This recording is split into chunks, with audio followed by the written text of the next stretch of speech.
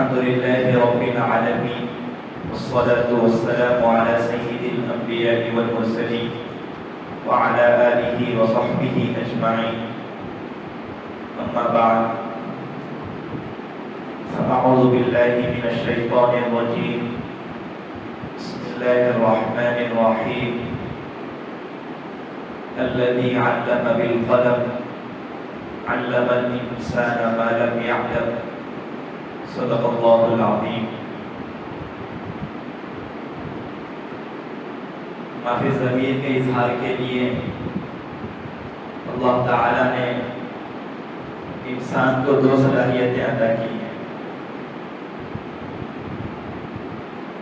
ایک زبان و بیان کی اور دوسری تحریر و انشاء کی. تحریر کی اہمیت ہر دور میں مسلم نہیں ہے. تحریر کی فضیلت کے لیے صرف اتنا کافی ہے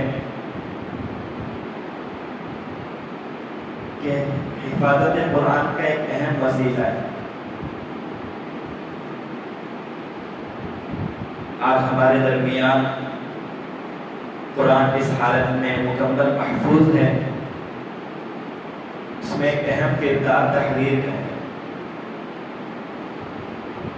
تحریر ہی کی وجہ سے ہمارے جو اکابر ہیں، اسلاف ہیں، تابعین، تبع تابعین، ان کے بعد کے علماء، ان سارے علماء کے علوم ہم تک تحریر ہی کی وجہ سے پہنچے. اگر تحریر نہیں ہوتی تو ان کے علوم سے استفادہ نہیں کر سکتے. یہی وجہ ہے کہ بہت سارے علماء ایسے ہیں جنہوں نے کتابیں نہیں لکھی، تو آج ہم ان کا نام بھی نہیں جانتے.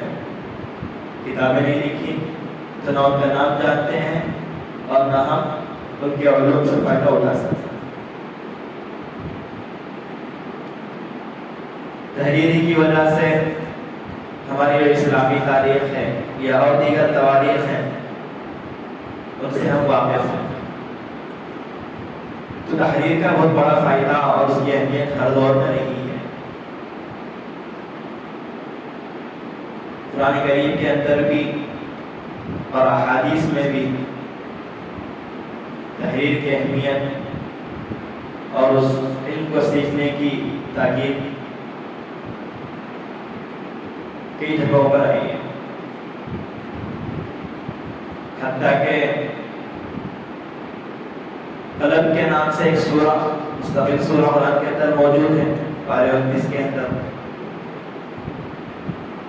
ایک آیت میں یا ایھا الذین آمنوا اذا تداینتم بدین الی اجل مسمى فاکتبوہ. اس میں تمام مسلمانوں کو حکم دیا گیا کہ جب تم کوئی ادھار معاملہ کرو تو اس کو لکھ لیا کرو. یہاں پر لکھنے کا حکم ہے. دوسری آیت ہے الذی علم بالقلم، کہ اللہ تعالیٰ نے انسانوں کو قلم کے ذریعے تعلیم دی اور قلم لکھنے کے لیے استعمال ہوتا ہے. تیسری آیت میں ہے نون والقلم وما یسطرون. اس آیت میں اللہ تعالیٰ نے قلم کی قسم کھائی ہے اور جو چیز لکھی جا رہی ہے اس کی بھی قسم کھائی ہے. تو ان آیات سے لکھنے کی اہمیت اور اس کی ضرورت واضح ہوتی ہے. میرا خیال ہے کہ آپ لوگ لکھے نہیں، سنیں. جہاں تک لکھنے کی بات ہے وہ اس سے حل ہو سکتی ہے، اس کے جواب سے. آپ لوگ لکھ رہے ہیں، مجھے بولنے مشکل پیش آتی ہے جی. اور حدیث میں ہے قید العلم بالکتاب، کہ علم کو لکھ کر مقید کر دو، اس کو آزاد مت چھوڑو. علم آپ نے پڑھ لیا اور یوں ہی اس کو چھوڑ دیا تو پھر 2 دن بعد، 3 دن بعد، 1 مہینے بعد وہ علم چلا جائے گا. اور اگر آپ نے اس کو لکھ لیا تو علم آپ کا محفوظ ہو گیا. اگر آپ کبھی بھول بھی گئے تو اس تحریر کی جانب رجوع کر کے آپ فائدہ اٹھا سکتے ہیں. اور شاید حدیث کا یہی مضمون ایک شعر میں ادا کیا گیا ہے. مصرع شعر کا العلم صید والکتابۃ قیدہ. آپ کو یہ شعر اس پر بھی ملے گا آسان نو کے ٹائٹل پر. العلم صید نہیں، یہ نہیں ہے، دوسرا شعر ہے. خیر، العلم صید والکتابۃ قیدہ کہ علم ایک شکار ہے اور لکھ لینا اس کو باندھ لینا ہے، قید کر لینا ہے. آگے کیا اشعار ہے؟ قید صیودک بالحبال الواسقہ کہ اپنے شکار کو مضبوط رسی سے باندھ دو. فمن الحماقۃ ان تصید غزالہ بیوقوفی ہے، حماقت ہے کہ آپ کسی ہرن کا شکار کریں وتردها بین الخلائق طالقہ اور اس کو لوگوں کے درمیان آزاد چھوڑ دیں. آپ نے ایک اچھا جانور ہرن آپ نے شکار کیا ہے تو اس کو گھر میں لا کر باندھ دیں، اس کی حفاظت کریں. لیکن آپ نے یہ بیوقوفی کی کہ اس کو لوگوں کے درمیان پھرنا چھوڑ دیا. اب کوئی اس کو چوری کر لے گا، نقصان پہنچا دے گا، اس کی حفاظت کی کوئی ضمانت ہی نہیں ہے. تو اس طرح ہرن کے بارے میں آپ کو یہ بات سمجھ میں آتی ہے، واضح ہوتی ہے. علم کے بارے میں بھی یہی بات ہے کہ جب تک آپ علم کو محفوظ نہیں کریں گے لکھ کر تو وہ بھی ضائع ہو جائے گا. ایک حدیث میں آتا ہے کہ ایک انصاری نبی کریم صلی اللہ علیہ وسلم کی خدمت میں آتے تھے. وہ آپ صلی اللہ علیہ وسلم سے حدیث سنتے تھے، اشارات سنتے تھے، لیکن جب وہاں سے جاتے تو ان باتوں کو بھول جاتے. تو انہوں نے اپنی شکایت حضور کے سامنے رکھی تو حضور نے ان سے فرمایا استعین بیمینک کہ آپ اپنے دائیں ہاتھ سے مدد لیجیے. مطلب کیا ہے مدد دینے کا؟ کہ لکھیے. دائیں ہاتھ سے مدد دینے کا مطلب کیا ہوا؟ لکھیے، احادیث کو لکھیے. تو لکھنے سے کیا ہوگا؟ علم محفوظ ہو جائے گا اور بھولنے کی صورت میں آپ اس کی جاری مراجعات کر سکیں گے. اور ایک حدیث میں ہے الق الدواء وحرف القلم واقم الباء وفرق السين ولا تعبر الميم وحسن الله ومد الرحمن وجود الرحيم. تفصیلی حدیث ہے اور قابل حیرت بھی ہے. نبی کریم صلی اللہ علیہ وسلم کو امی کہا گیا، یعنی آپ نے دنیا کے اندر اسباب کے تحت دنیا کے ضابطے کے مطابق کہیں پر تعلیم حاصل نہیں کی، لکھنا پڑھنا آپ نے نہیں سیکھا. لیکن اس کے باوجود اس حدیث کے اندر کتابت کے ایسے اہم اصول بیان کیے گئے ہیں جس سے آپ یہ کہنے پر مجبور ہو جائیں گے کہ یہ نبی کریم صلی اللہ علیہ وسلم کا معجزہ ہے اور اللہ تعالیٰ کی جانب سے ان کو تعلیم دی گئی. چنانچہ اس میں پہلا لفظ ہے الق الدواء. اس کا مطلب یہ ہے کہ دوات کے اندر ریشم، اون یا اس طرح کا کوئی کپڑا رکھا جائے. اس کے دو فائدے ہیں. ایک فائدہ تو یہ ہے کہ جب آپ قلم کو، لکڑی کا جو قلم ہوتا ہے، اس قلم کو ڈالیں گے دوات کے اندر تو نیچے لگنے کی وجہ سے اس کی نوک کو نقصان نہیں پہنچے گا. کپڑے کی وجہ سے کپڑا درمیان میں آ جائے گا تو نیچے دوات کے اندر لگنے کی وجہ سے اس کی نوک کو نقصان نہیں پہنچے گا. دوسرا فائدہ یہ ہے کہ قلم کو زیادہ روشنائی بھی نہیں لگے گی. یہ الق الدواء کا مطلب ہے. دوسرا اس میں ہے حرف القلم. اس کا مطلب ہے کہ قلم کا جو قد ہوتا ہے، نوک جو ہوتی ہے، اس کو بالکل سیدھا نہیں پکڑنا چاہیے.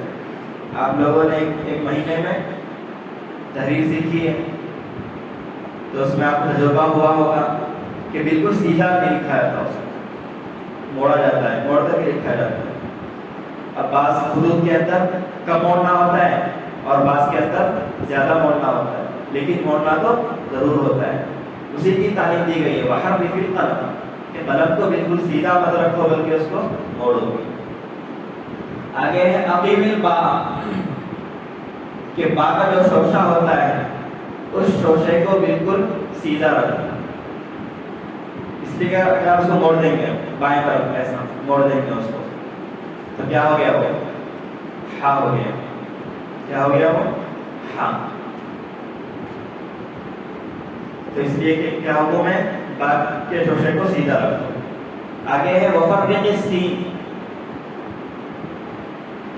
اس کا مطلب ہے کہ سین کے 3 شوشے ہوتے ہیں ان 3 شوشوں کو مکمل لکھا جائے. 4 نہ کر دیا جائے 3 بھی نہ کیا جائے 2 بھی نہ کیا جائے بلکہ 3 کے 3 شوشے آپ رکھیں اور وہ واضح بھی ہوں. اور وہ شوشے کیا ہوں واضح بھی ہوں غیر واضح نہ ہوں. آگے ہے لا تعبر المیم. اس کا مطلب ہے کہ میم کی جو گولائی ہوتی ہے اس گولائی کو آپ واضح کریں. آپ نے اس کو واضح نہیں کیا تو فا بھی بن جائے گا قاف بھی بن جائے گا کچھ اور بھی بن سکتا ہے. تو میم کے لکھنے میں بھی اس کی جو اصل شکل و صورت ہے اس کا خیال رکھنا چاہیے. یہ جملوں کا مطلب ہے.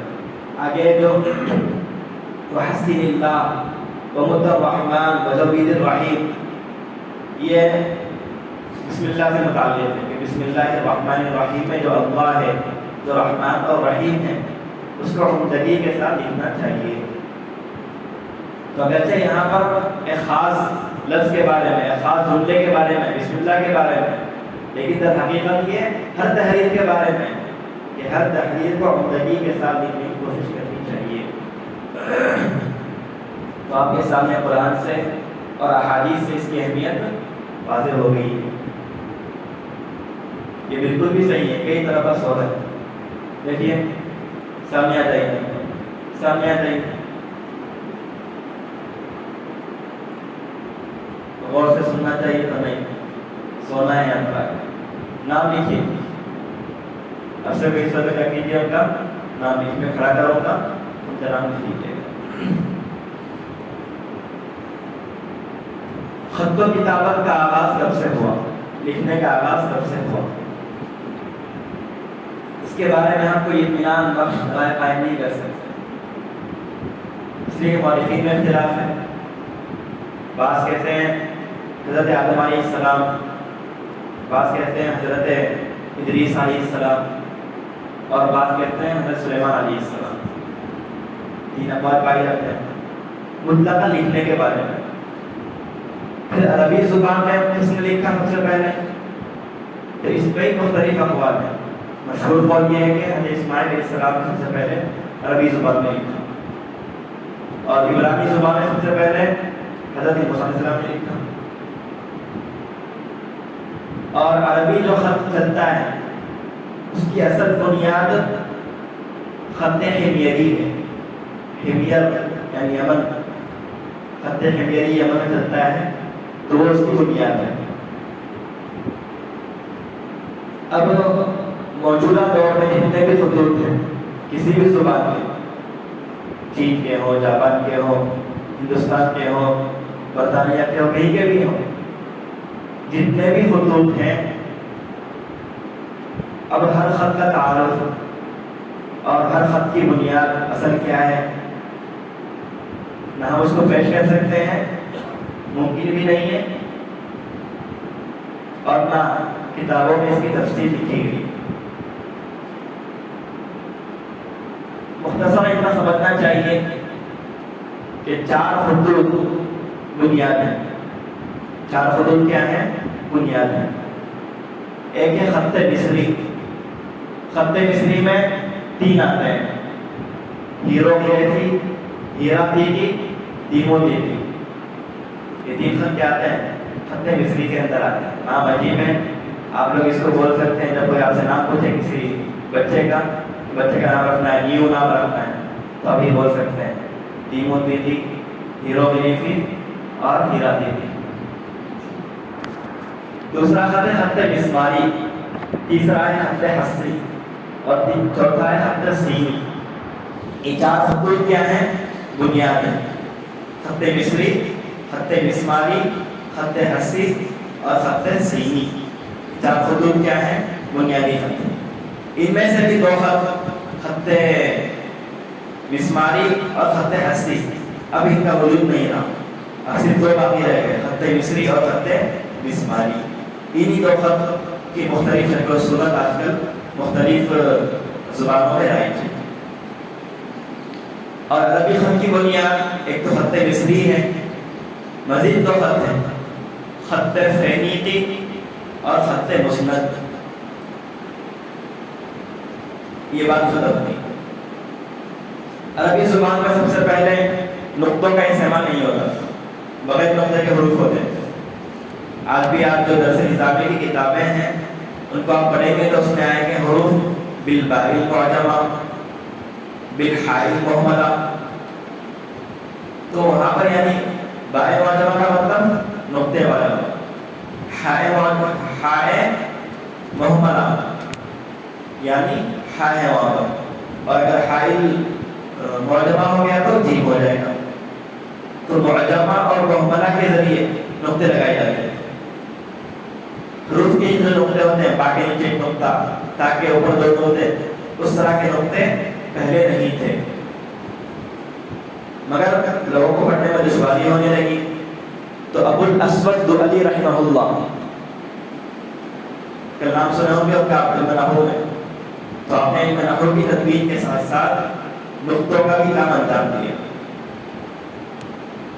پھر حرکات بھی نہیں تھے، جو زبر زیر پیش ہیں وہ حرکات بھی نہیں تھے. تقریباً 150 کے آس پاس خلیل بن احمد فراہیدی رحمہ اللہ نے حرکات کا ایجاد کیا. تو اس طرح نقطے اور حرکتیں وجود میں نہیں عربی زبان کے. اب ہمارے سامنے ہیں عربی کے مشہور خطوط. خطوط تو بہت سارے ہیں، تقریباً آپ کو 20 تک مل جائیں گے، لیکن جو مشہور خطوط ہیں ان کے مجیدین کون ہیں؟ سب سے پہلے کس نے اس خط کا ایجاد کیا، اس پر میں کچھ بات کہنا چاہوں گا. سب سے پہلے خط کوفی. خط کوفی یہ سب سے قدیم عربی خط ہے،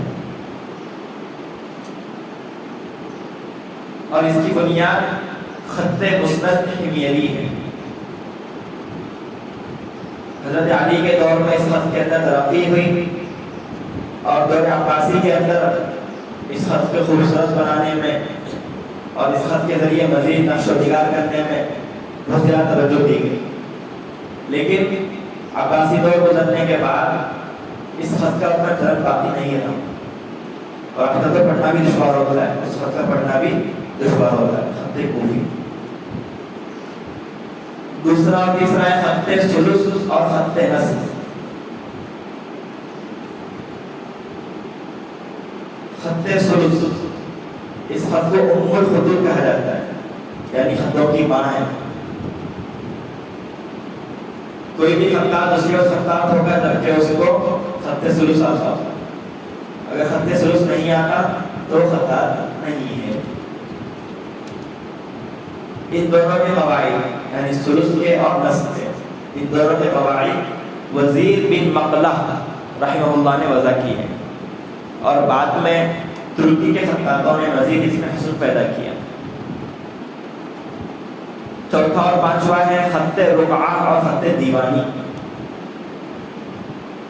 خط رقعہ آسان خط ہے، اس کا سیکھنا آسان ہے. دیگر خطوط کی بنسبت خط رقعہ کا سیکھنا آسان ہے، اور تیز لکھنے میں خط رقعہ بہت مدد دیتا ہے. اس کا اندازہ آپ کو اس وقت ہوگا جب آپ امتحان لکھ رہے ہیں، وقت کم ہو، لکھنا زیادہ ہو، تو اگر آپ خط نصف میں، خط ثلث میں یا کسی اور خط آپ لکھیں، تیز لکھیں تو آپ کی تحریر بگڑ جائے گی. لیکن خط رقعہ وہ ہے ہی تیز لکھنے کے واسطے. تو اگر خط رقعہ سیکھ لیں گے تو تیز لکھنے میں کیا ہوگی؟ آپ کو مدد ملے گی اور وہ بدنما بھی نظر نہیں آئے گا، آپ کی تحریر بھی درست اور اچھی لگے گی۔ خط لوکا پہلے خط دیوانی سے ملی جلی تھی، مخلوط تھی، لیکن بعد میں سلطان عبد المجید کے دور میں ممتاز بخت رحمہ اللہ نے اس کے قواعد مستقل وضع کی ہیں۔ خط دیوانی، یہ دیوانی ہے، ہمارا دیوانہ نہیں ہے، سمجھا جاتا ہے کہ ہمارا دیوانہ ہے، پتہ نہیں کوئی دیوانہ اس کو لکھا ہے خط دیوانی۔ دیوان اصل ہے دفتر کو، دفتر کو کہتے ہیں، دیوان کہتے ہیں دفتر کو۔ ترکی میں پہلے سارے کام، دفتری کام، بادشاہی کام اسی زبان میں لکھے جاتے تھے، خط دیوانی میں۔ حتیٰ کہ جو راز ہوتے تھے، سیکریٹس، وہ سارے راز لکھے جاتے تھے اسی خط دیوانی میں۔ کیوں؟ اس لیے کہ اس دور میں خط دیوانی وہی پڑھ سکتا تھا جو لکھا ہو، یا جو ماہر و ذہین ہو وہی پڑھ سکتا تھا، تو راز بھی اسی خط میں لکھے جاتے تھے، کہیں اور بھیجنا ہے تو اسی خط میں لکھ کر بھیجے جاتے ہیں۔ تو اس خط دیوانی کے قواعد قسطنطنیہ کی فتح کے بعد ابراہیم منیف نے وضع کی ہے۔ چھٹا خط ہے خط فارسی، یہ بہت ہی خوبصورت اور دیدہ زیب خط ہے۔ اس کی بھی 3 قسمیں ہیں خط فارسی کی۔ پہلی ہے نستعلیق، وہی جو آپ لکھتے ہیں کتابوں میں دیکھتے ہیں، اس پر کتابیں، اس خط میں کتابیں چھپتی ہیں، اور جس خط میں آپ لکھتے ہیں وہ کیا ہے؟ خط نستعلیق۔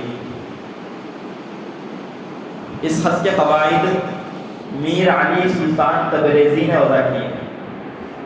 پھر اسے مزید خوبصورتی عماد الدین شیرازی، عبد الرحمن خوارزمی اور عبد الرحیم انیسی نے پیدا کی۔ بعد کے زمانے میں بھی کوششیں چلتی رہی، حتیٰ کہ موجودہ خوبصورت شکل میں ہمارے سامنے موجود ہے۔ دوسرا خط ہے خط شکستہ، اس کو آپ پہیلی کہہ سکتے ہیں، ایک تلسم ہے، آتا ہے نا اخبار میں، سوڈوکو، کیا ہوتا ہے سوڈوکو، تو جس طرح ہو جاتا ہے اس کو حل کرنے کا ایک پیچیدگی، تو اسی طرح ایک تحریر بھی ہے، اس کو حیرت لاتے نہیں تحریر کو، اور عجم میں سے بھی وہی لکھ سکتا ہے اور پڑھ سکتا ہے جس نے باضابطہ اس کو سیکھا ہو اور اس کی تربیت حاصل کی ہو، مشق کیا ہو۔ خط شکستہ بہت مشکل خط ہے، اور شاید جہل سبق میں اس خط کی سب سے نمونہ موجود ہے خط شکستہ کا۔ تیسرا خط ہے خط شکستہ آمیز، یہ نستعلیق اور خط شکستہ دونوں کو ملا کر ایک تیسرا خط بنایا گیا ہے، خط شکستہ آمیز۔ یہ بھی مشکل ہے، البتہ خط شکستہ کی بنسبت تھوڑا آسان، لیکن دونوں مشکل، اور آج کل اس کا چلن بھی نہیں ہے، چلن صرف اس کا ہے خط نستعلیق کا، جس میں آپ لکھتے بھی ہیں اور کتابیں بھی اس میں چھپتی ہیں۔ یہ باتیں جو آپ کو کچھ لگ رہی تھیں خوش، وہ باتیں ختم ہوئی۔ اب آتے ہیں ہم خوبصورت خط کی جانب، تحریر کی جانب۔ تحریر خوش خط ہونا چاہیے۔ اللہ تعالیٰ کی صفت حدیث میں آتی ہے، ان اللہ جمیل یحب الجمال، کہ اللہ تعالیٰ جمیل ہے، جمال اور خوبصورتی کو پسند کرتے ہیں۔ اس حدیث سے ہمیں شریعت کا مزاج معلوم ہوتا ہے۔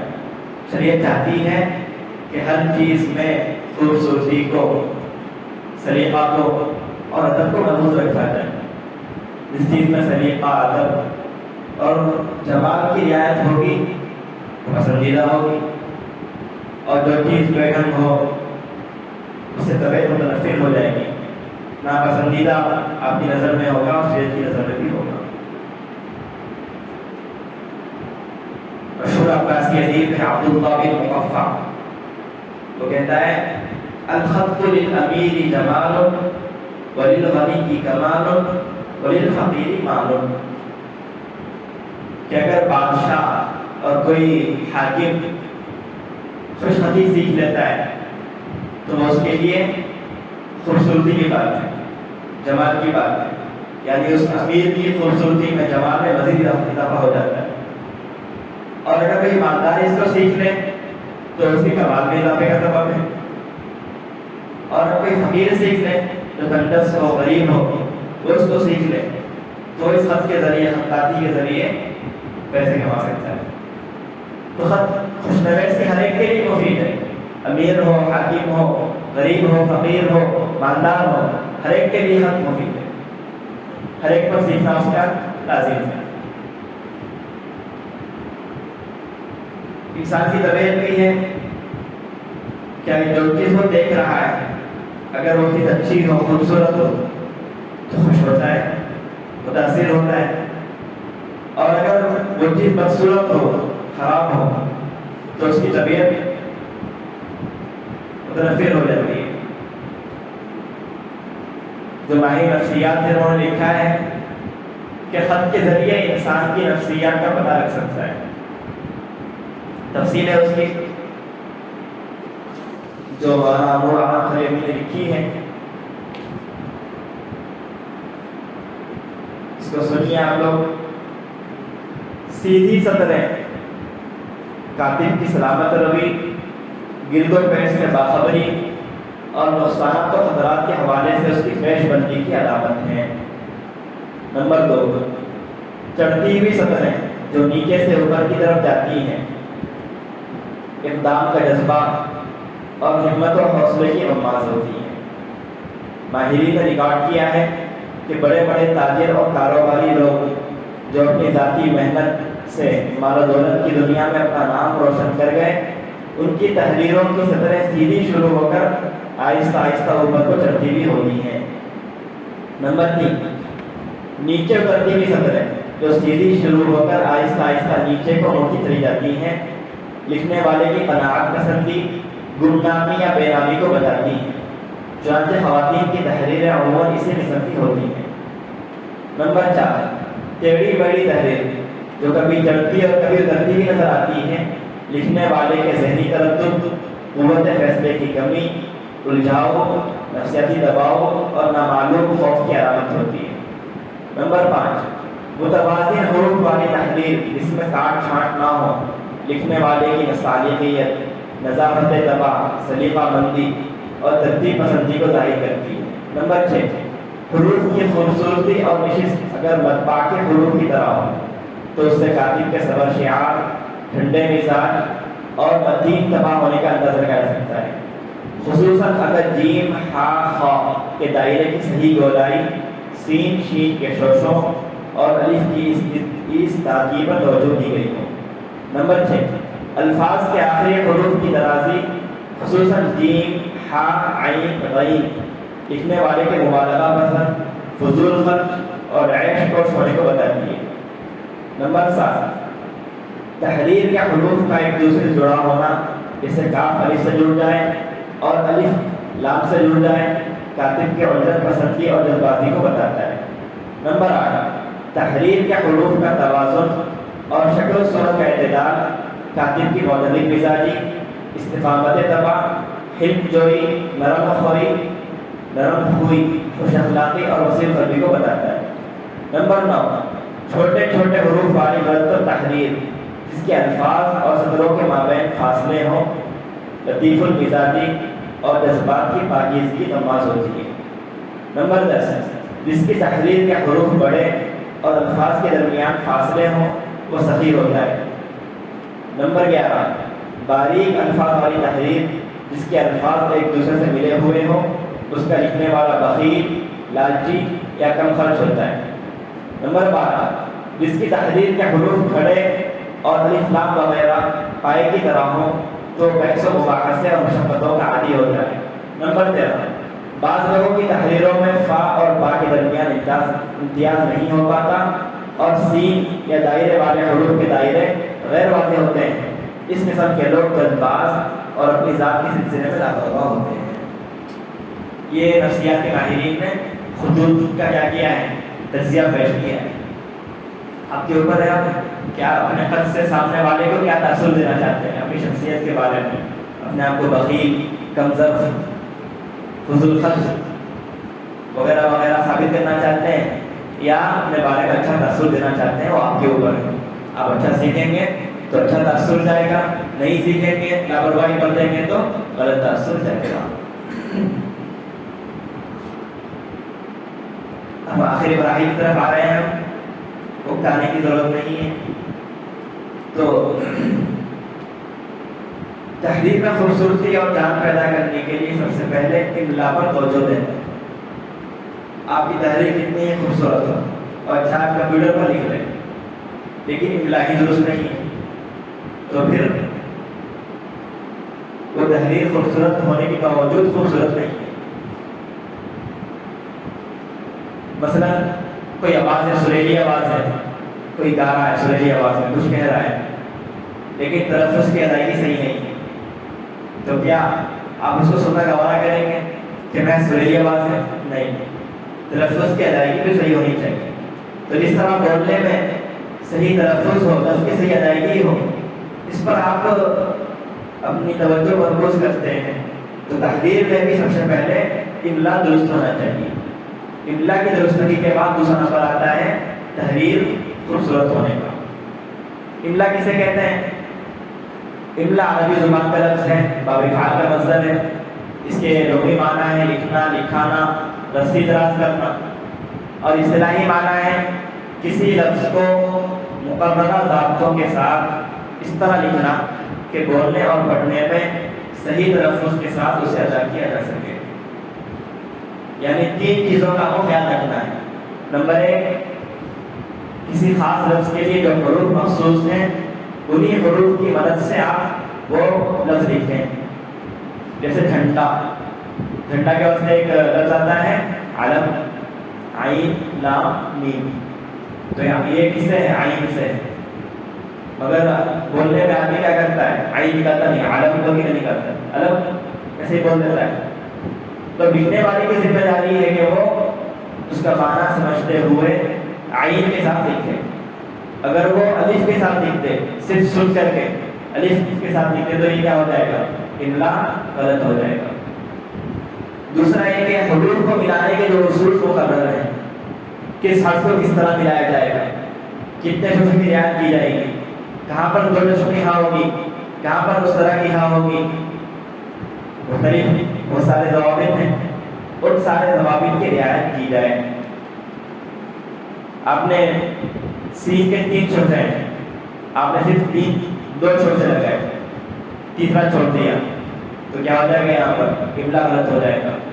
یا 3 شوشے آپ نے 4 شوشے کر دیے، املا غلط ہو جائے گا۔ تیسرا ہے حسب ضرورت اعراب بھی لگائے۔ بعض حروف ایسے بھی ہیں اردو کے اندر کہ اس کو دو طرح سے پڑھا جا سکتا ہے۔ ایک مثال ہے اس کی مقدم اور مقدم۔ تو مقدم کے معنی ہے پہلے ہونا، کوئی چیز پہلے ہونا، اور مقدم کا معنی ہے آپ کہتے ہیں خیر مقدم ہے آپ کا، ویلکم ہے آپ۔ تو خیر مقدم کا مطلب الگ ہے، مقدم کا مطلب الگ ہے، اور مقدم کا مطلب الگ ہے۔ آپ کو لکھنا ہے مقدم، آپ نے اس پر اعراب نہیں لگایا، میم پر ضمہ نہیں لگایا اور دال پر تشدید نہیں لگائی تو پڑھنے والے کیا ہو سکتی ہے؟ دشواری ہو سکتی ہے۔ تو ان باتوں کا املا کے اندر آپ کیا کرنا ہے؟ آپ کو خیال رکھنا ہے۔ املا کی درستگی کے بعد دوسرا نمبر ہے خوشخطی کا۔ خوشخطی کی اہمیت آپ کے سامنے بھی اوپر آ چکی ہے۔ تیسرا نمبر ہے رموز اوقاف کا، یعنی بات کرتے وقت کہاں ٹھہرنا ہے، کہاں رکنا ہے۔ جس طرح آپ بات کرنے میں اس کا لحاظ رکھتے ہیں اسی طرح لکھنے میں بھی رہتا ہے، کہاں پر آپ کو کوما لگانا ہے، کہاں پر سکتہ، ختمہ، وقفہ، واویں، کئی علامات رموز اوقاف ہیں، وہ سب کہاں کہاں لگانا ہے یہ علم بھی سیکھنا ضروری ہے، اس کا جاننا بھی ضروری ہے۔ آخر بہت سارے عالم بن جاتے ہیں لیکن اس کا لحاظ نہیں رکھ پاتے، اس کو سیکھ نہیں پاتے اور اپنے تحریر میں سے خیال نہیں رکھتے۔ حالانکہ تحریر کے اندر جان رموز اوقاف سے پیدا ہوتی ہے، بغیر رموز اوقاف کی کسی تحریر کو سمجھنے میں مشکل پیش آ سکتی ہے۔ ایک مثال جو آپ کو قرآن کے رموز اوقاف میں لکھے رہتے ہیں اس میں ملے گی، اٹھو مت بیٹھو گے، تو وہاں پر آپ کو کہنا کیا ہے؟ کسی کو کھڑے ہونے کا حکم دینا ہے اور آپ اس کو بول رہے ہیں اٹھو مت بیٹھو، تو کیا سمجھے گا؟ اٹھو مت بیٹھو، یہ بھی سمجھ سکتا ہے کہ یہاں پر بیٹھے رہنے کا حکم ہے، اٹھنے کا حکم نہیں ہے۔ اگر آپ وہاں پر سکول اختیار کریں اٹھو مت بیٹھو تو سمجھ جائے گا۔ تو اس طرح لکھنے میں بھی کیا کرے گا؟ اٹھو کے بعد کاما لگا دیں گے، پھر مت بیٹھو لکھیں گے، تو اس سے سمجھنے میں کیا ہوگی؟ آسانی ہوگی۔ بلکہ ایک واقعہ مشہور ہے جو مجھے اوقاف کی اہمیت واضح ہوتی ہے اس سے، اور وہ کہ طلبا کو معلوم ہوگا واقعہ کہ ایک ملک پر حملہ کرنے کے واسطے دشمن آئے، بڑی فوج لے کر آئے، تو بادشاہ نے جو فوجی افسر ہوتا ہے اس کو حکم لکھ کر بھیجا کہ جو دشمن آ رہا ہے اس کو شہر سے دور دریا پر روک لیا جائے۔ حکم اس طرح تھا کہ دشمن کو فلاں دریا پر روکو مت جانے دو۔ تو مطلب کیا تھا بادشاہ کا؟ کہ فلاں دریا پر دشمن کو روک دو مت جانے دو، لیکن بادشاہ نے لکھنے میں قوما کا استعمال نہیں کیا۔ میرا بیان نہیں سنا تھا اس نے، تو اس نے قوما کا استعمال نہیں کیا، تو کیا ہو گیا؟ پھر اس فوجی نے کیا سمجھا کہ روکو مت جانے دو، تو سمجھا کوئی چال ہوگی، ہو سکتا ہے بادشاہ کوئی چال ہے، تو اس نے کیا کر دیا؟ دشمن کو جانے دیا، ٹھیک ہے آپ چلے جاؤ، آپ کا ویلکم ہے۔ دشمن آیا، حملہ کیا، قبضہ کر لیا اور سارے ملک کو قبضہ ہو گیا۔ تو صرف قوما نے لگانے کی وجہ سے آپ کی سلطنت بادشاہ ختم ہو گئی، مملکت ختم ہو گئی۔ تو اس واسطے آپ کہیں کچھ اور نہ کھولیں، مملکت کو کھولیے ہیں کچھ اور نہ کھولیں، اس لیے رموز اوقاف کی رعایت آپ کو کرنی چاہیے، اور انشاءاللہ اساتذہ آپ کو رموز اوقاف بھی پڑھائیں گے۔ اب عربی کے طلباء کو انہیں اس کو خاص طور پر توجہ دینی ضروری ہے، اور جو دعاؤں کے طلباء ہیں، اصولوں کے طلباء ہیں وہ پڑھ لیے ہیں، اب اس کا استعمال، اس کا اجرا کرنا ان پر لازم ہے۔ اللہ تعالیٰ ہم سب کو تحریر کی اہمیت کو سمجھنے اور اس پر عمل کرنے کی توفیق عطا فرمائے۔